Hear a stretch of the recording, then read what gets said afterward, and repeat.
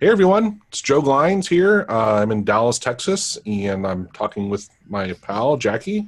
Yeah, here from Copenhagen. Yeah. And we were chatting here for a couple minutes before we started recording that this is our 36th webinar, so it's official. We've now hit over 3 years because we took 1 month off, so we've been doing it for a while. But it's pretty amazing to me that we've done that many. This has been awesome. Yeah, it truly is. 3 years we hadn't thought we'd make it. Yeah, absolutely. And for those new here, so we had 36 registrants. Everyone starts off muted, not because we love to hear ourselves talk. It's just because, boy, the second you get past 2 people trying to talk at one time, it gets to be mayhem. So if you have a question, there's the chat.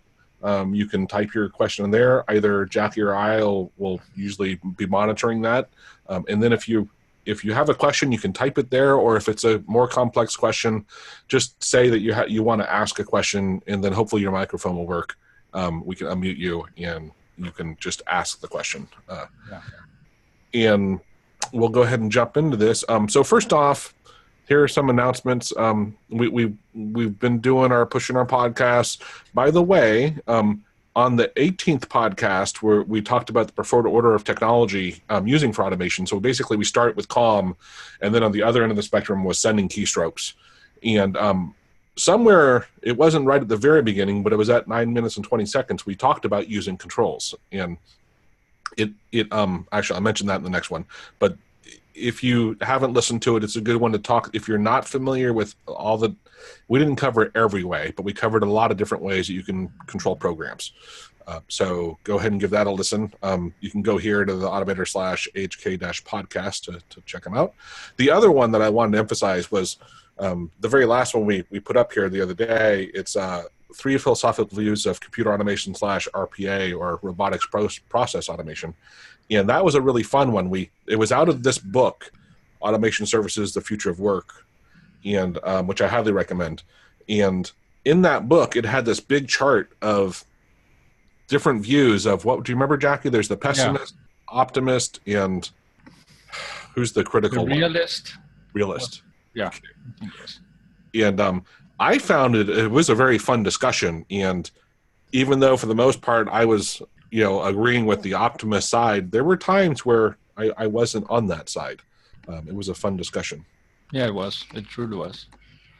Interesting, actually, voicing your opinion and just seeing where were you on different topics. Yeah. And the other one though is which from reading this book, it's actually a series of 3 books, and I finished all 3. They were very good. And I think in the next, the first 10 years, we're especially in the U.S., we're fine. We're not going to be losing a ton of jobs. But honestly, after I'd say like 10 years, maybe closer to 15, the AI stuff that is going to be out there, it's really going to be insane how much of our daily work can be automated, and it's going to be an interesting thing to see what happens. Yeah, and that was where at least those 3 points of view actually was quite clear. One was saying it will hurt everybody. The other said it will just open more doors, and the last one was it depends. I believe it was something like that. Yeah. There was that middle one was like it depends on a lot of Anyway, so let's get going in the webinar. So we start off with a script highlight, and I thought it was really appropriate. Let's focus on WindSpy from Alchemist, if I'm pronouncing that properly. It's a great tool for inspecting. It's kind of like the Windows Spy. Let me see here. I think this is the Windows Spy tool that you're probably familiar with. It comes with AutoHotkey, right? This one, by the way, let me just point out here. So this class NN, this actually. So we'll keep focused on that. We're going to bring it back. Actually, I'll just leave it here. Now I'm going to launch. Now this hotkey is just one I wrote, so I can launch this. So my caps lock S. This will launch the WindSpy tool from Alchemist. It does a lot more than just this tool does. And to me, I'll go into here in a minute why I borrowed this, and then I had Masewith work with me, and we trimmed it way down, and we added a little different functionality. But this tool is pretty cool. You can drag it onto a window and see where's the. So MDN, here we go. Class MDI client 1, and that was what if I'm over it. So you can see that's the, well, I got to be on it. So MD class 1. Let me do the, what is it? Window. How do I freeze this? Hold shift. I don't use that tool very often. Okay, and I lost. Wow, that's weird. I don't know why the WindSpy jumped so far back. So anyway, so you can see that MDI. Oh, and it switched there. Anyway, whatever. I guess I didn't hold control. It doesn't really doesn't lock it anymore. Oh, yeah. Okay.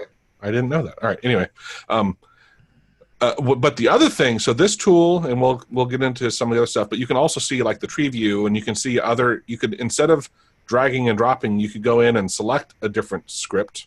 Like actually, we could even click that one, right? And look at the things there.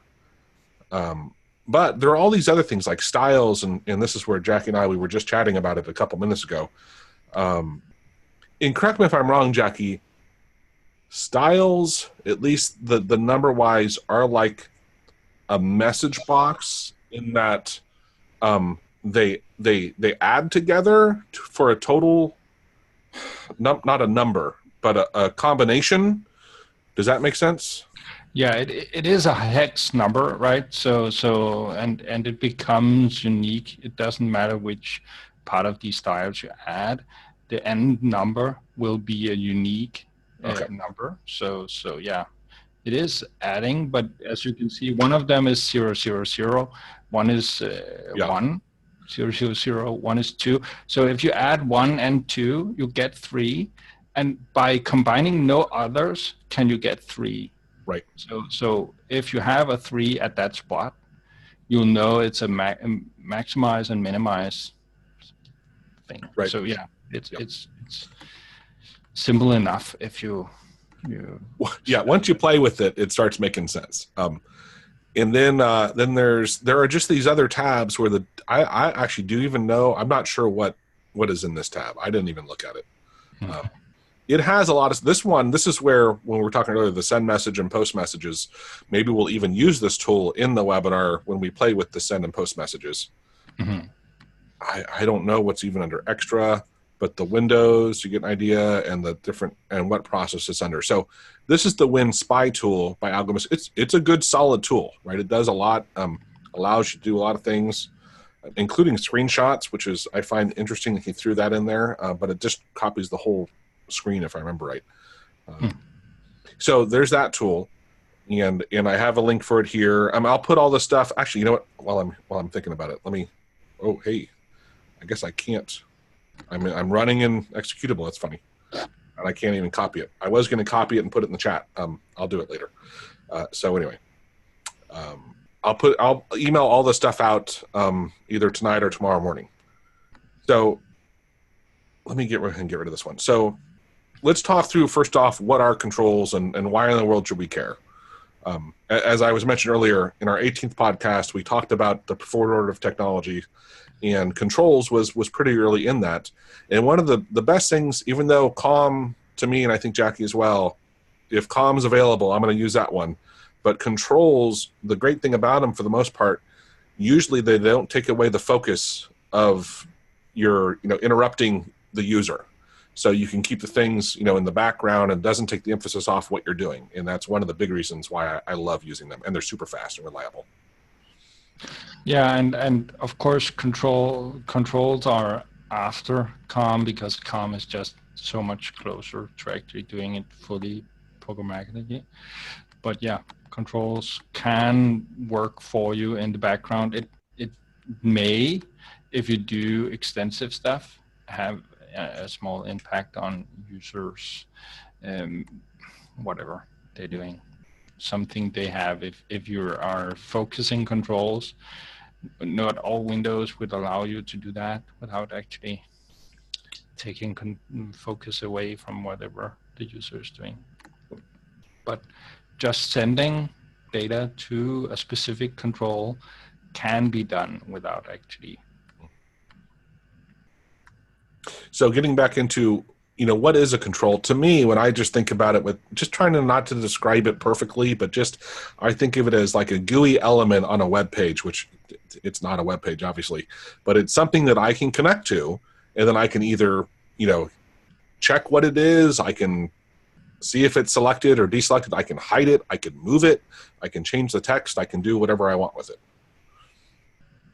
Now, this is the secret sauce, and Jack and I were just chatting about when I first looked at these, and he was agreeing, it was very confusing, is we're all saying controls. We're both saying controls. And actually, let me go to the slide here.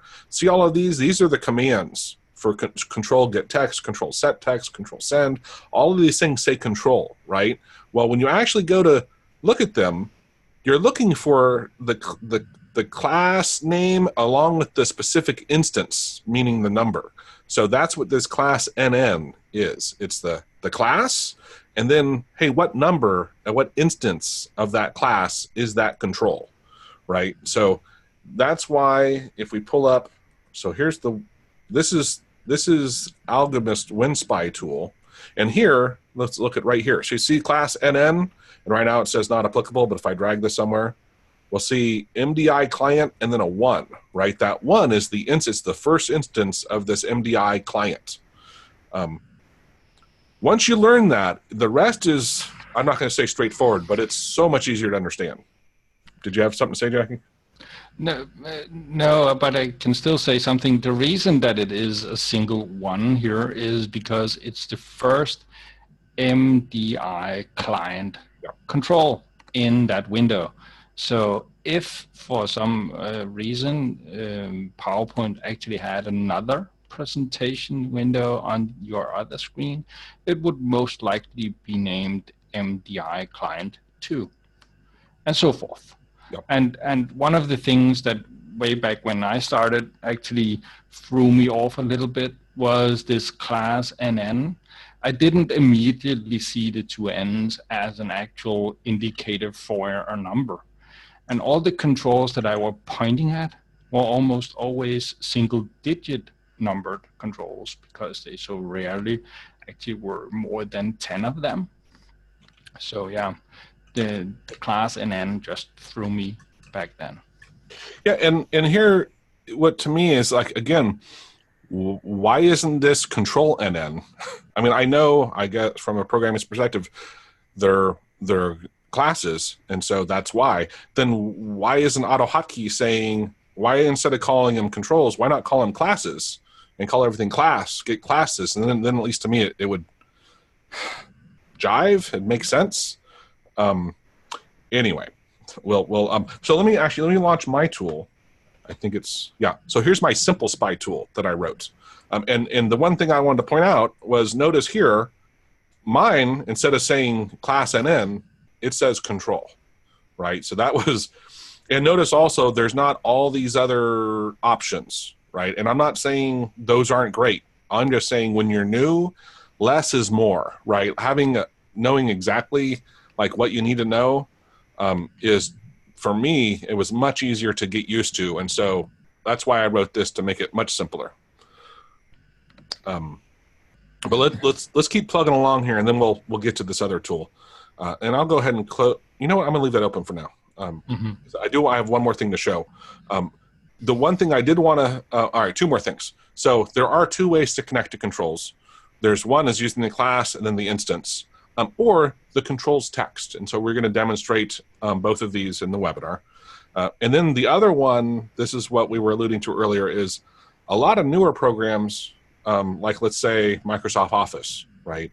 They use the ribbon, and there are actually a few controls in the ribbon you can connect to, but they use a whole different, and I'm not sure, is it a technology, Jackie? How would you say that? Yeah, that's a good question. I don't, yeah, it's just programmed fundamentally different. That's probably the thing, right?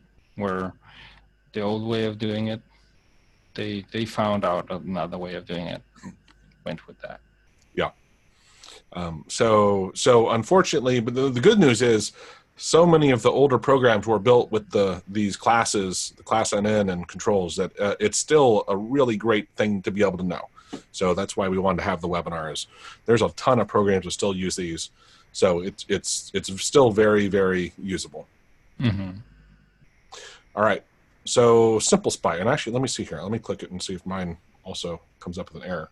Someone reported it.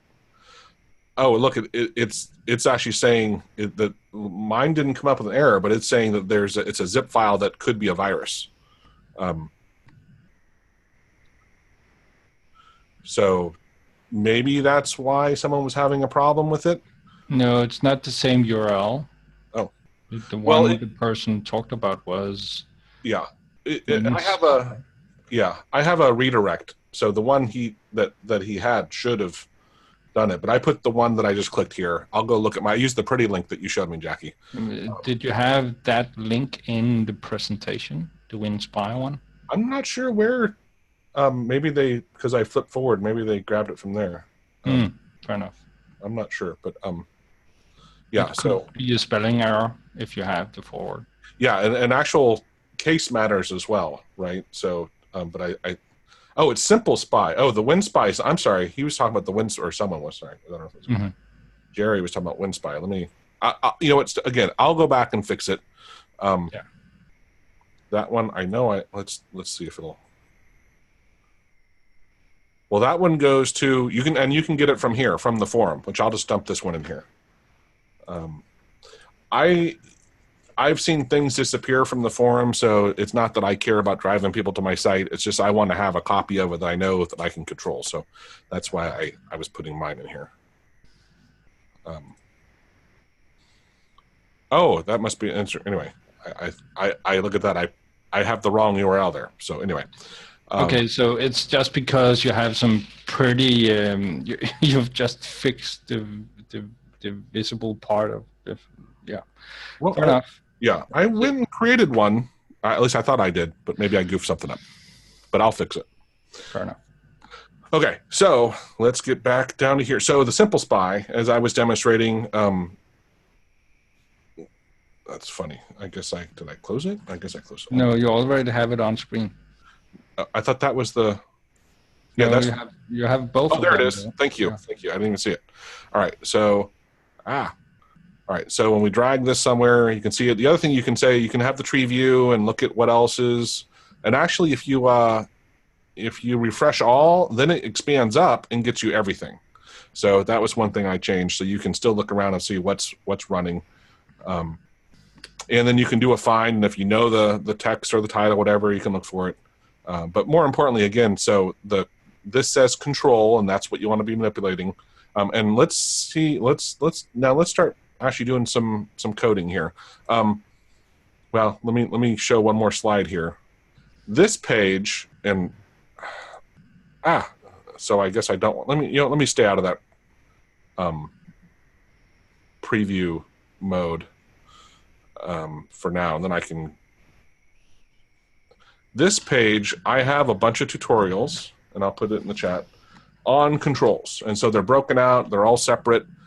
Each of these are a video covering how to do each thing. Now, we're not going to cover all this in the webinar, but if you're trying to do a specific thing, like you can go back at any point you want and go and watch the video, and then have the links to the actual AutoHotkey, support for it. But now let's switch over to actually doing some coding. So that was the third one. Let's go back to the first. So let's say we want to connect to the font box in Notepad. Now, the one thing I do have to remind you is it has to be visible. The window has to exist. It's not going to programmatically change something if it's not an actual GUI, somewhere. Yeah. And so let's say, well, let's make sure we do this live. And I'm going to drag. Oh, I'm using the WindSpy. It doesn't matter. We'll do this. Oh, actually, this one is just one. So that's edit. Really? How is that the first? Edit one? Oh, maybe it was edit two and I missed it. Yeah. See, this is why this has the class and then the class NN. I'm like, I guess it's good to have both. But let's say I want to change this to let's throw in cool. So This is edit 2. I'm going to comment that out because I'll probably come back to that. Edit 2. And I'm going to put in the word cool there. And here, notice I thought he had it on his. Where am I missing? Shouldn't it say notepad on this page somewhere? I thought the AHK class.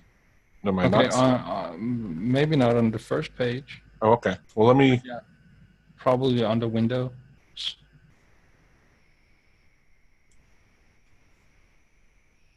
Which it didn't even have. No. Let me drag it over here again and just see if. No, I thought it was on there, but let me go ahead and because I don't see mine now. So now we'll use the Simple Spy tool, and we're going to drag it to. I forget what we're doing. This one. And so here you can see AHK _exe notepad exe, right? So we can use either of these two. I'm going to copy that. Well, and I already have it here, right? So that's what we're setting there. And I'm going to save this. It's not running yet. I'm going to launch it.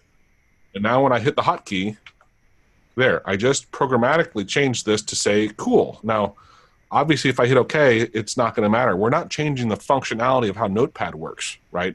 We're just programmatically setting the text here. I'm actually now I'm unsure. Can the font window can it actually exit? Is it constrained by Notepad, the Notepad window? No, you mean if I hit OK right now? Is that what you're saying? No, I can see it now. The font window is actually extending out of the Notepad window. I wanted to know if it was a child window of the Notepad. It's not really. It's a window of the Notepad process. Yeah, but to me, when you actually use the more extensive WindSpy, it told you the title of the window. It told you font, which is the title, because you are in the font window. You're not in the Notepad window. Do you get what I'm saying? I do, but where do you see font? I don't see it now, but I did see it before when you just pointed at. Yeah. Can you see you have font as the title? Oh, title. Okay. Yeah. Yeah, and that's the Windows title. But it's not really the AHK exe. Right.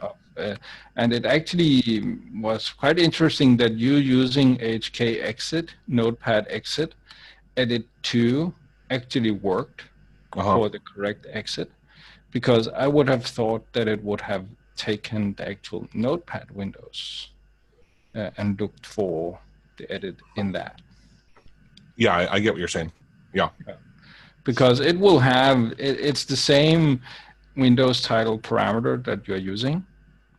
So if you pointed your pointer at the Notepad window, you would get the same AHK exe on the Simple Spy, right? Yeah. So it's on the right thing. Yeah. To me, it was just interesting that it actually found the correct edit control. Right. And your Windows title was so open, so to speak. Right. You could just have easily, is the control in Notepad, is that edit 1? The text control, is that? Apparently, yes. Yeah, so if you used AHK Notepad and edit 1, would it actually find that one? Apparently. Yeah, and if you pulled up the font window now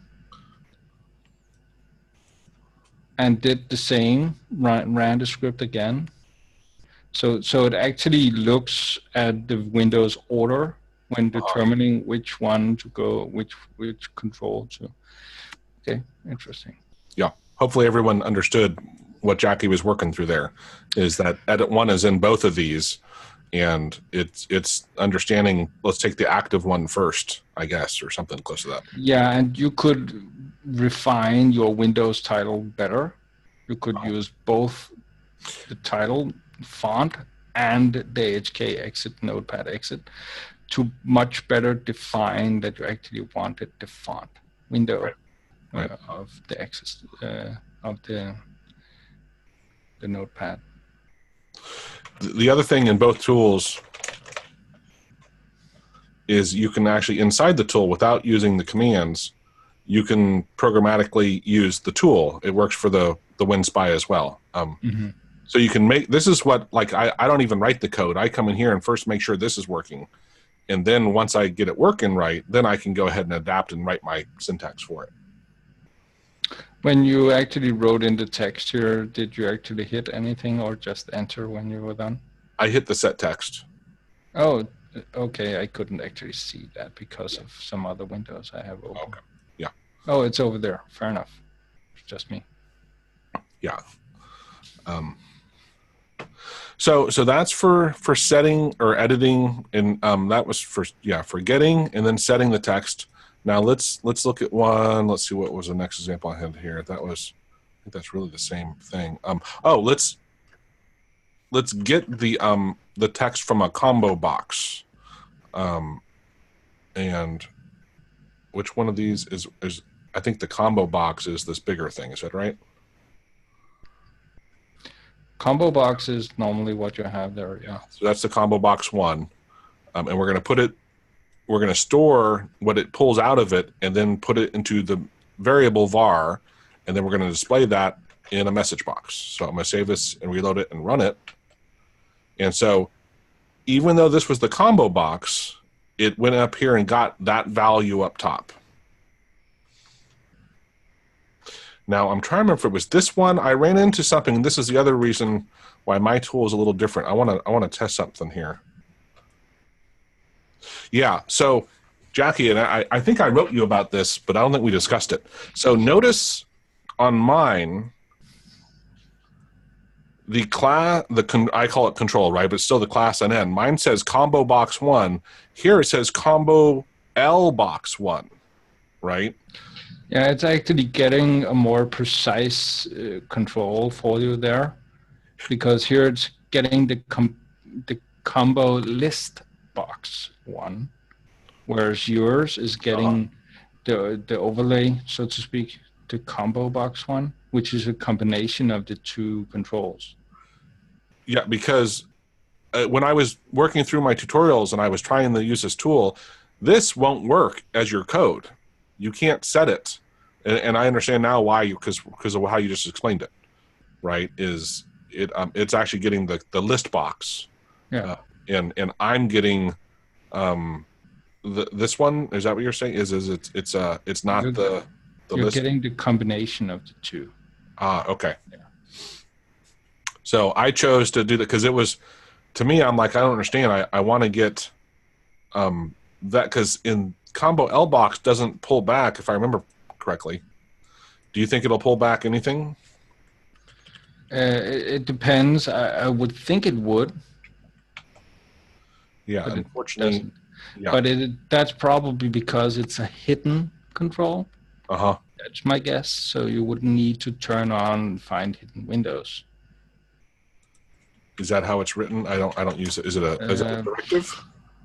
I can't remember because I don't often turn it on. Yeah. When I have it in the script, I have it in the script. Right. But it's probably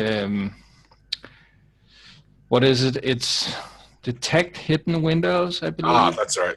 Yeah. Detect hidden text, detect hidden windows. I would go with that one.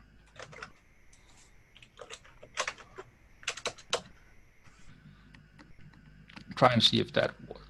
Yeah. Yeah, it didn't seem to work. You also had one that said find hidden text.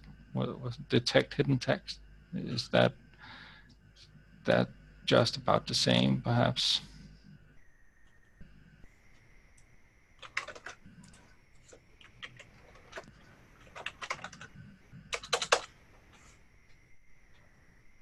Yeah. With the extended one, the more elaborate control one, point Yep. at the combo box one again. Okay. And then go over to the tree view. And if you look there, you should see that it's a child of the combo box. Uh-huh. Yeah. So just to say there's a combo box L and an edit, but why AutoHotkey? I'm not sure right now why it's not actually hitting the correct one. Maybe because the Windows title parameter isn't good enough. I'm just guessing here. If you extend the AHK exit parameter on the line just above, and put in the text font first. First, right here. Yeah, with a big F because it's actually case sensitive Windows titles. Yeah, it was an idea I had. Yeah. So anyway, I think people we're getting a little lost in the weeds, but fair enough. It's you can get and set text. Let's also send raw. I think we did that one in control get fair. Oh, so here's one other way, by the way. Oops. So let's say we have. Let's go ahead. Cap Noden, he is suggesting to use the get control choice because the actual list won't have a value, but instead have a choice, a chosen row, so to speak. So what? Control get, and then output var would be var. Just use fair enough. So wait, so control get output var. Yeah, and then just choose. Choose. Yeah. And then AHK notepad exit thing. Use font if you want to. Or was it control here? Or I didn't look well enough on the documentation. Value. It's value. Then it's probably blank. And then combo L box 1.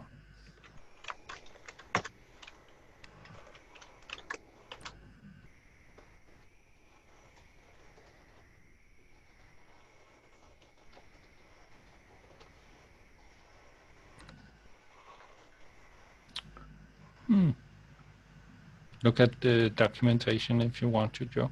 Well, I think it was saying it's choice and not choose. It's me that's.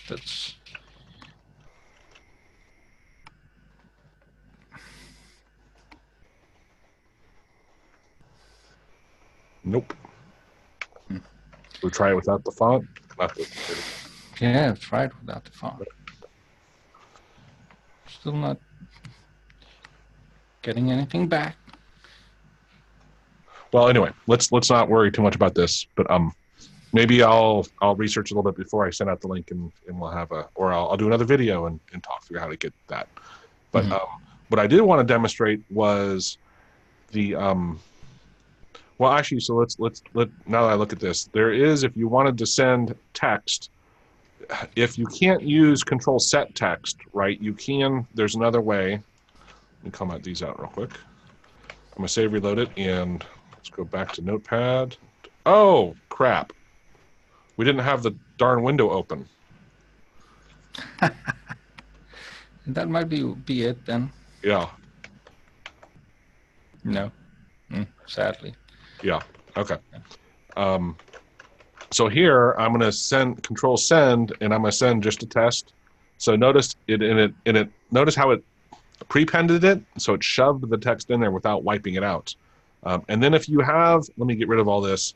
If you happen to have a special character like an exclamation point or something, this is where you can send raw. So I'm going to save this, reload it, and run it. And so if I didn't do the raw, the exclamation point wouldn't come through. So we can... Yeah, and that's because for AutoHotkey, it's a special character. Yeah. Yeah. Now, what I wanted to get back to was, let's look in here. Let's say 1, 2. Let's say we have an edit. Oh, I don't want to save it. And let me go back into WindSpy and let's look at this. So that's the edit 1. Comment this out and go here and here. So here is the, I'm going to store it in output var. I'm going to say, what line do I want to get? I want to get the second line in my control, which is edit 1. And actually, this is, that's a function for a message box, just so no one gets confused. Save and reload and run it.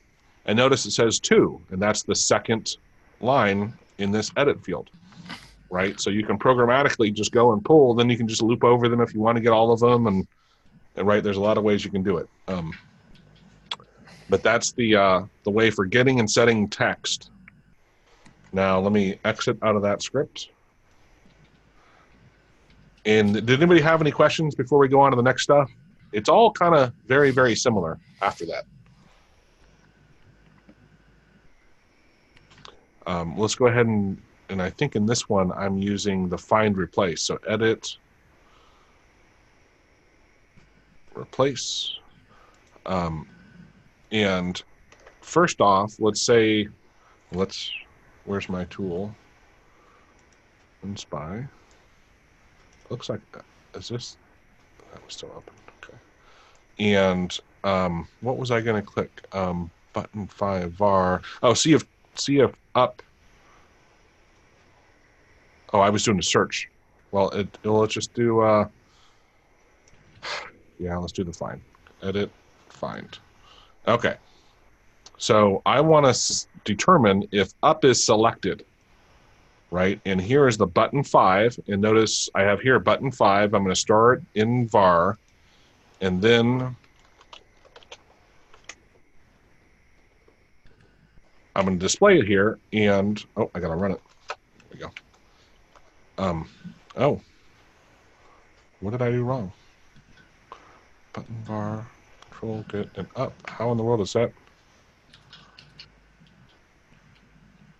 Get text. Oh, I got get text there. I'm an idiot. I was looking at I was thinking about this one. I must have changed that. But anyway, well, that got the text. Oh, I know why. Because I said I was trying to get the text to see what the up button was. Control. So is it just control get checked? Control get checked. Yeah, I must have spelled something wrong. Control get, oh, get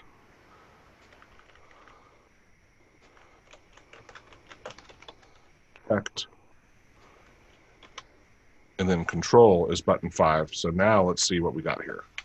Should be a 0, but if I select it and now rerun this, it's a 1, right? So that's how I'm programmatically looking. I got basically this address, which is the button 5, and said, hey, is that thing checked or not? And store it in this variable called var. And if it is selected, it'll be a 1. If it's not, it's a 0. Yeah. When I was playing with this earlier, I wanted to demonstrate also, as we mentioned, there are 2 ways that you can connect to a given control. One is using the text, and one is the class NN. And so I had changed this one, unfortunately, and forgot I had changed it. But right here, like this is up. So let's say I want to, let's check down here.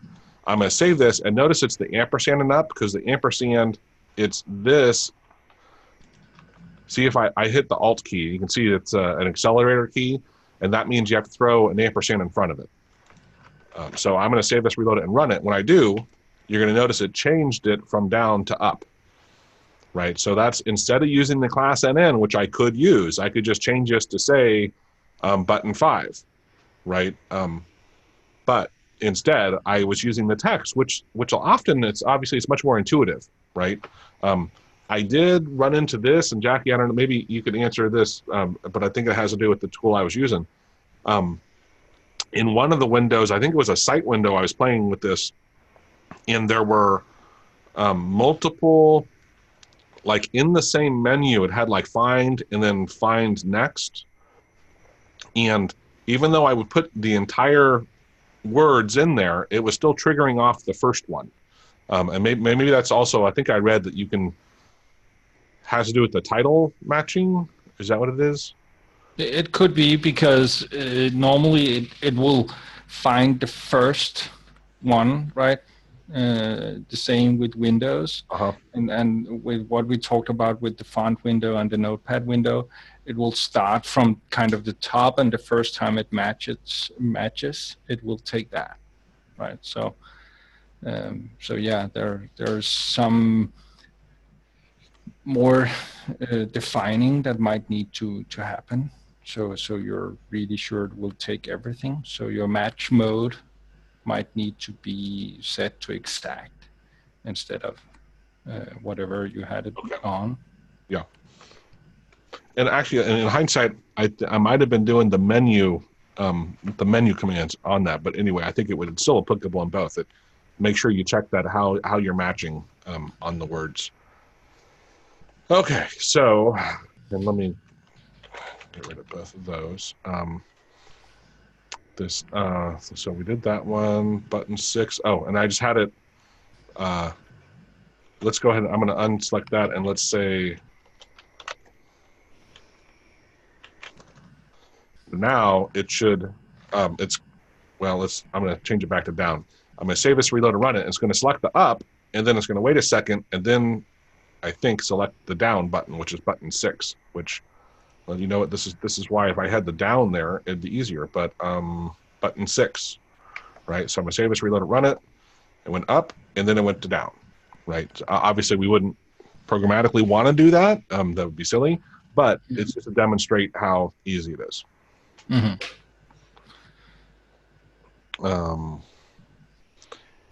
And down in find and then I had that was right there. Oh, silly me. All right, I had it in both. Okay, obviously I practiced a lot of this. Sorry. Okay, so did anyone have any questions on these? I mean, these are, like I said, once you get the hang of that class in instead of using class and the understand that's the control, it's not rocket science. Yeah, and of course here we're using Notepad, which is kind of a legacy program, and you could be hard pressed on finding new programs that are built this way. AutoHotkey GUIs are good examples of pointing and controls and getting them in the same way that you can do in Notepad. But yeah, if you have today, a lot of the stuff that you actually have is browser based, but again, you also have other WinForm windows that where control and ends look quite differently, and you can still traverse them in pretty much the same way, but when you start looking at it, you need to understand the way that the controls are structured are a bit different. Yeah. I don't know if you have one of those available because you're on Windows 10, right? Yeah. Do your calculator which type is newer, made in? It's a newer one. Is it? Yeah. Could you open your calculator and just point at that?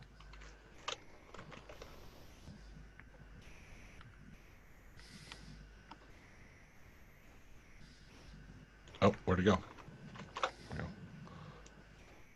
So yeah, see how it's all, I can't get specific.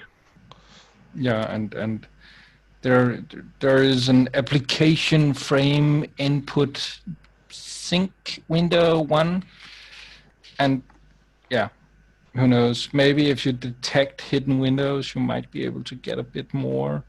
Who knows? Not really, right? Does it have any kind of childs? Cat Mode said they are the worst. Yeah, exactly, and it's just to kind of point at there are some of the new what was they called, Metro something. Oh, I yeah. can't remember what they were called. Right. But yeah, which really had. Now that calculator I was playing with earlier when I was converting the thing, I did notice this one. I can come in here, and this is what's really cool, right? Like, oh, that's a 9, but look, what if I want to make that a 3? right? Now I can, I can programmatically, change the display. And it's a really good example because let's say you're an admin at work in that people keep using a program and they keep using a feature that really doesn't work right, and you want to stop people from using it. You could use AutoHotkey to basically go in and make it like I can make this disappear, this in like the 9 disappear instead of changing it to a 3, or I can change the buttons and just hide them entirely. It's some really cool functionality that you can do if you can connect to it. Yeah. This last one here, at least the one I love this one. This helped me several times. This down here, and this is grepwin. It's a great tool for searching for text in files, and then you can actually do search replacing. It's really awesome.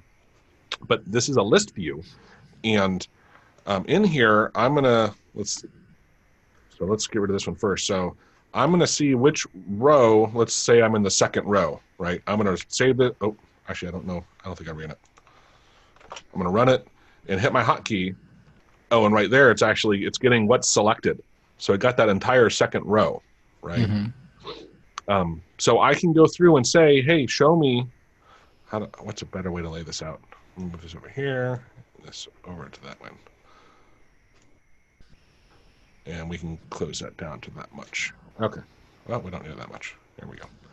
But you can see now if I change this to get me, let's say I had the 1st row selected and rerun it, then you're going to see this is the data that's in the 1st row, right? And it's just the message box doing a bad job presenting it. Or I can change this to say, let me see the count of. I think this will give me the row.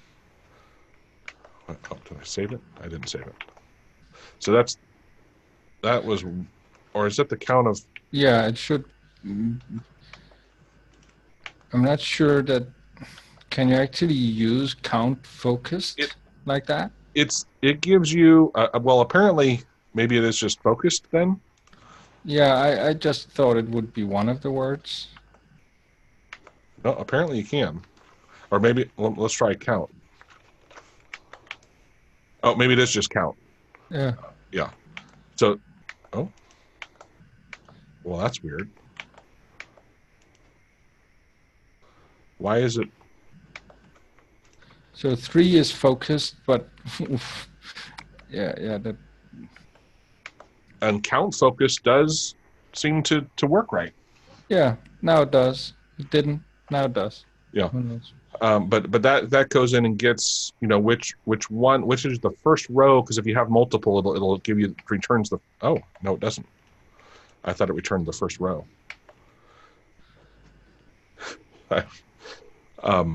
It should be count selected if it was anything, because those are selected. Only one of them are actually focused, because the focused is the one with the dotted line.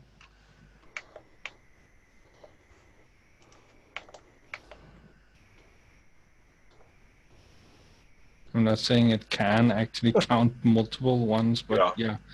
I'm not sure count with an extra word actually works if it's not just count that's working. Okay. And then the next one was you can get the list of them. This is the one I think is pretty awesome.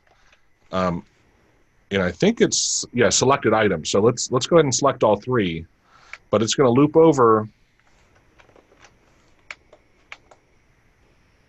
You're not showing the actual looping whatever message box if you have that. Isn't it right here? What? Oh, I thought you had already ran the script because you were clicking on something. There it goes. Okay. Oh. So row 1, column 1 is getting this, and then so that is the 1st column, and now when I hit OK, it's going to go over, I think, to the 848 bytes. Yeah, so row 1, column 2, so it's looping over each column. Just to see that you can actually isolate if you wanted a specific column, right? You'd build in some logic here, but you can get exactly what you want. And this is row 1, 5. Let's see, there's the date time. Let's see if it goes. Now, see, we're now in row 2, column 1, and we're back to this one. And you know what? I'm stupid. I should move this thing up. And then we're good. So it's going through and piecemealing over each item that's selected, right? And you can grab it, and again, you just do some logic in here to say, I only want the third column, and give me the stuff. It's can be incredibly helpful. I had a tool called Business Objects, and when I was working at TI, and I could select. Well, actually, let me rephrase that. I could run a query on up to 99 items. So I could select up to 99 items. The problem was I could select as many as I wanted. So I could select 200, and then I would hit OK, and it would say, sorry, you selected too many, unselect some. But I had no idea how many I had selected, and it was a nightmare. So I used AutoHotkey to have on a tooltip. Every time I would select an item, it showed me how many I had selected dynamically live. And then it actually, instead of even running it inside Business Objects, it pulled the text, and I ran my SQL query outside of it instead of doing it inside, because it actually literally had the text that I needed for my query. So it was really, really helpful. Hopefully that makes sense to everybody. Oh, look at that. We're right at the end of the hour. Oh, yeah. Good timing. Did anyone, like I said, if we go back here, these are the videos I had made. There are more, and that's the thing is, like, man, there's so many that we could cover. Does anyone have any particular interest on any one of these things to demonstrate? I'm happy to have Jackie do it. He obviously knows more than me on this, but yeah, they are very powerful. Once you get the hang of them, they're pretty easy. It just takes a little bit of understanding that stupid class NN is the instance, right? That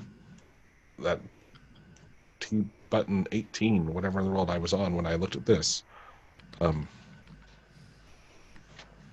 is the critical thing to kind of pay attention to. I think that was on your calculator where you changed the 9. Okay. So, yeah. I don't know how to work in active. Lana, I see your question. Well, that's web scraping stuff, which is great. When we can, let's see if there's any other questions about dealing with controls, and then if you have a specific, we have 2 webinars on web scraping, and then I have a lot of tutorials on them. I'm happy to, if you have a specific example too, to walk through some of it with you. But websites are different is the easiest way to say it. And just if we don't have any questions on controls, I'll go ahead and oh, okay, cool. Yeah, we have 2 recorded ones, so you're good to go, at least to start. And if you like, websites, I tell everyone this. I learned everything with object-oriented coding in AutoHotkey in web scraping, and what I didn't realize was every web page is built differently, and the designers build them all differently, and there's so many different ways to do stuff. It is really confusing at the beginning.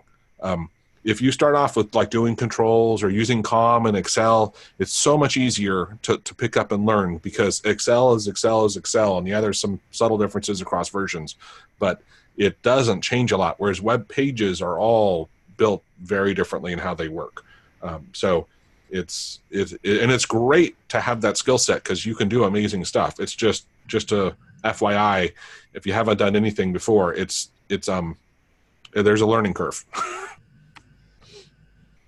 There is a learning curve, but yeah, if the task you have at hand is bearable, if it's something simple like I want to click a button, or I want to send a fairly simple text to a field and submit it, or something like that, or I want to grab stuff, we have a couple of videos. There's a lot of different tutorials and step-by-step guides out there. So yeah, AutoHotkey has a good fauna of ways to learn about web scraping. That's for sure. Yeah, this is my page where I've covered, intro to it and stuff. I'm also doing it with Selenium and Chrome. I still use IE because it's very, very, very robust with IE. And I don't like browsing with IE, but the web scraping side of things, it's really great for it. And then under the webinars, So there was one on whatever month that is. What is that? October? Yeah.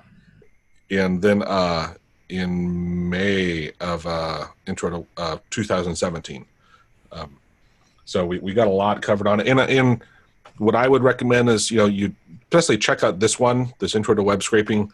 And if you want to plan a time where if it's too confusing for you, I'm happy to, just get on the call and we can look at a specific site that is meaningful to you, and just work through some of the basics. Because it was one of those things when I learned it, I didn't actually, it was kind of how Jackie and I started talking, was I kept posting questions to the forum and he was the person answering them. And, we started having side conversations after that, but it's there's a lot to it, and but to Jackie's point, you can get it, baby step into it, and often it is easy, and then there's much better ways to do stuff that over time that you start learning. But it does, the more advanced stuff does take time. I'd say the way I started was with the Mika's guide, I think. Mickers, yeah. Mickers. Yeah. And that extended into Jethro's, which kind of framed most of the needed parts of actually doing it. And because it's text, at least to me at the time, there was no real videos of AutoHotkey doing any of this stuff. So these two step-by-step guides where they really try to start at the beginning, setting the text of a specific website control, which is a good starting point, sure. And again, I'd say Jethro's starts off pretty hardcore with accessing web page contents, the HTML DOM, which if you have an idea of how objects and childs and parents and stuff like that kind of works with the dot syntax, it's okay. But where Makers, he kind of starts off a little bit less hardcore, might be the way of saying it. Mm-hmm. Start with this command to actually get a browser going. And then he tells you, use this so the browser becomes visible and stuff like that. And he also gets a little bit into actually using this stuff on an active web page, something that's already loaded in on a browser. And that's probably where most of the other browsers are still kind of hanging, where IE, you can attack it if a user has already opened IE or have already logged into the website. You can very easily grab the IE instance and begin working on what is already loaded on screen. Where with the Chrome library and some of the other stuff that's been done with Selenium and stuff like that, most of those seem, from what I read at the point when I read it, have the issue of actually needing to be started into an automated session. Yeah, but you can change your bookmark so you're always browsing with the debug mode on. But yeah, you're right, Jackie. IE has some advantages with AutoHotkey. That is, it's advantageous to use it. And I had both the Mickers and Jethro's links on my homepage. Right, that's how much I reversed them, Jackie. I started off with Jethro's and then I read Mickers, and like I said, I mean, they're literally on my homepage because I used them so much and learned so much from them. They're great tutorials. But then and by the way, I wrote, if you go to my site, I wrote a syntax writer, so it helps you write the syntax for automating the web scraping with IE, which is a good thing to know it's there. If you're not used to writing scripting stuff, it helps a lot. But yeah, anyway, so let me go ahead and stop recording, and then we'll start the second hour if there are any questions.